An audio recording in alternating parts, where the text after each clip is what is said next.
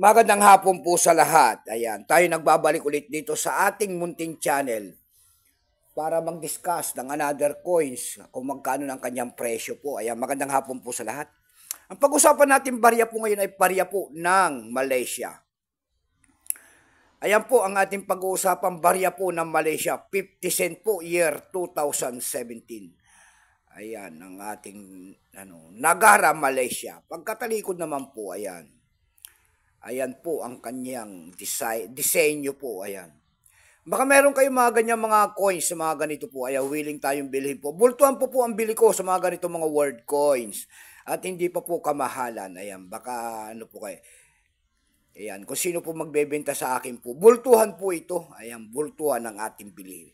Ito po ay 50 cent po ng Malaysia, word coins, foreign coins. Pero bago natin simulan ng kanyang halaga kung magkano na, ayan, tayo magpapasalamat lamang sa lahat ng ating taga-suporta dito sa ating munting channel.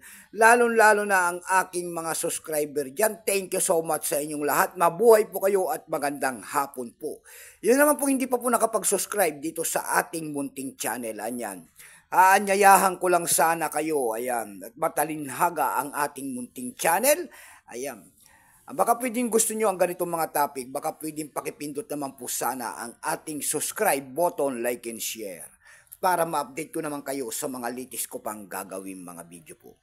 Ayan po ang ating pag-uusapan. Ito po ay 50 cent po ng Malaysia.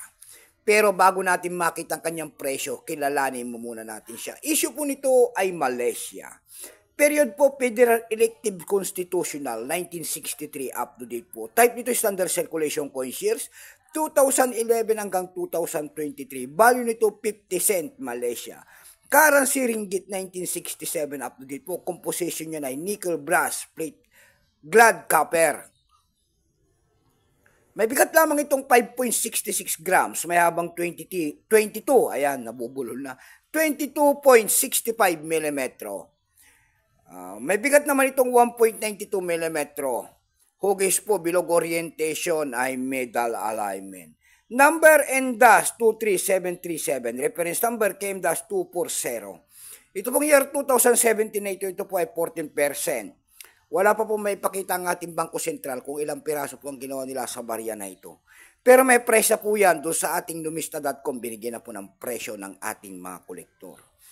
Ayan, kung tawagin nila po yung kanyang very fine po, kung tawagin nila ay 20 pesos na, extra fine 20 pesos, almost ang circulated 20. Ang circulated po nito ay nagkakahalaga na po ng 61 pesos. Dako tayo sa kanyang mga presyo, ayan. Doon sa ating eb.com po, ayan, tindahan po ng coins, pandaigdigan. Sa eb.com po, mayroon na tayo nakita nagbebenta doon ng $6.49. Nasundan po yan ng $5.99. And then yung pinakamababa po ay $3.16. Dako tayo sa Carousel PH. Sa Carousel PH naman po, meron tayo nakita na bebenta doon ng 180 pesos. Nasundan po yan ng 55 pesos. Yung pinakamababa po ay 30 pesos na. Ayan lamang po ang ating may babahaging kanyang halaga o presyo po. So hanggang dito na lamang po. Magandang hapon po sa lahat and God bless.